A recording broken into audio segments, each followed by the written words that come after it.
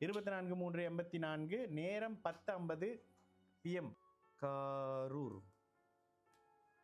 தங்கராஜ், கரூர். கேள்வி என்ன? நிரந்தர தொழில் அமையுமா எப்பொழுது சார்? வீடு கட்டி விற்பது, இட வியாபாரம் அல்லது ஏதேனும் வேறு ஏதாவது தொழில். வீடு கட்டி விற்கணும்னு நினைக்கிறீங்கன்னா செவ்வாய் சுபத்துவமா இருக்கணுங்க. ஓகேங்களா? செவ்வாய் கட்டிடத்துக்கு காரக பிளானட்டான செவ்வாய் சுபத்துவ நிலையாக இருக்கக்கூடிய அமைப்புகள்ல உங்களால சம்பாதிக்க முடியும். ஒருவேளை செவ்வாய் அவயோகராக இருக்கிற பட்சத்துல அந்த அமைப்புகள்ல நஷ்டமா பண்ணிக்கிட்டு இருப்பீங்க. செவ்வாய் தசையில மட்டும் சரி என்ன அமைப்புகள்னு பார்க்கலாம். சரி, இந்த அமைப்புகள்ல தனுசு ராசி, பூராட நட்சத்திரம். ஏன் எல்லாரும் சத்தம் போட்டுக்கிட்டே இருக்கிறீங்க இன்னைக்கு? என்னாச்சு?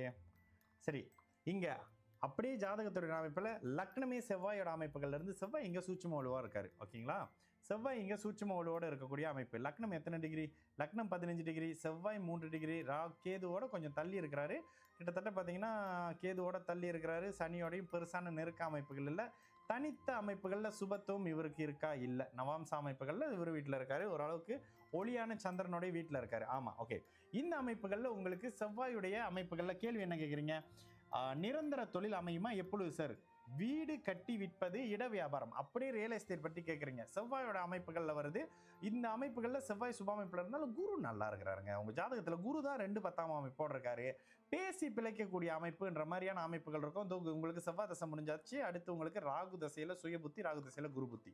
ராகு தசையில் செவ்வாய் புத்தி, ராகு இங்கே 7ஆம் இடத்தினுடைய அமைப்புகளை செய்வார். சுக்கிரனை போல ராகு 7ஆம் இடத்தோட பலனை செய்வார். அப்படின்னாலும் ராகு எத்தனை டிகிரியில் இருக்காரு? இந்த டிகிரி அமைப்புகள் ரொம்ப முக்கியம். சுக்கிரன் இங்கே உச்சத்தை நெருங்கக்கூடிய அமைப்புகளில் ராகு 7ஆம் இடத்தை ஒரு மாதிரி பண்ணுவாரு. ராகு ஒரு மாதிரி இடம் மாற்றங்கள் மாதிரியான விஷயத்த பண்ணி செவ்வாய் வீடுகள் சம்பந்தப்பட சுக்கிரனுடைய சம்பந்தப்படுற அமைப்பு. லக்னத்துக்கு 4ஆம் இடத்துல திக்பலமாக இருக்கக்கூடிய இந்த சுக்கிரனுடைய தன்மைகளை அப்படியே எடுத்து செய்வார். செவ்வாயுடைய பார்வை நல்ல வேலையாக இவருக்கு ஒரு அளவுக்கு தள்ளி இருக்குங்க. ஒரு 13 டிகிரி தள்ளி இருக்கு. அப்போ 4ஆம் இடத்து பலனை 7ஆம் இடத்து வழியாக ஜடக்காரக வழியில கொடுத்து ஒரு மாதிரியான உயிர்காரக அமைப்புகளை டிஸ்டர்ப் பண்ணுவாரு. இந்த அமைப்புகளில் பார்த்துங்க. ஆனா இதனுடைய தொழில உங்களால சம்பாதிக்க முடியும். 2027 இந்த இடத்துல ராகு தசையில வரக்கூடிய குரு சஷ்டாஷ்டகமாக இருந்தாலும் கூட, ஆமா, ராகு தசையில வரக்கூடிய குரு புக்தி உங்களுக்கு சஷ்டாஷ்டகமா இருந்தாலும் கூட இந்த இடத்துல குரு தனாதிபதியாகவும் குடும்பாதிபதியாகவும் இருக்கக்கூடிய அமைப்புகள்ல ராசிநாதனாகவும் இருக்கிற இடத்துல உங்களுக்கு ஓரளவுக்கு இருக்கிற இடத்த விட்டு நகர்த்தி இந்த கரூரை விட்டு கொஞ்சம் வெளியில போய் தான் பலன் செய்யக்கூடிய அமைப்புகள் இருக்கும்.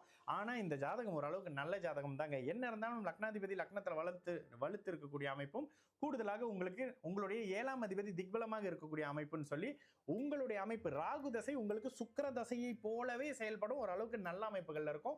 வீடு வாகனம் மாதிரியான அமைப்புகளை நல்லா அனுபவிச்சுட்டு அதுக்கப்புறம் போகக்கூடிய அமைப்பு. அடுத்து வரக்கூடிய குருதசை கூட அட்டகாசமான நல்ல பலன்களை தாங்க செய்யும். தாராளமாக வீடு கட்டி விற்பது, பெண்கள் சம்பந்தப்படக்கூடிய தொழில், பெண்கள் சார்ந்த அமைப்பு, பெண்கள் பயன்படுத்தக்கூடிய அமைப்புகள் சொல்லி சுக்கிரன் சம்பந்தப்படக்கூடிய அமைப்புகள் அப்படியே செய்யுங்க. உங்களுக்கு அருமையான அமைப்புகளை கை கொடுக்கும். சரிங்களா?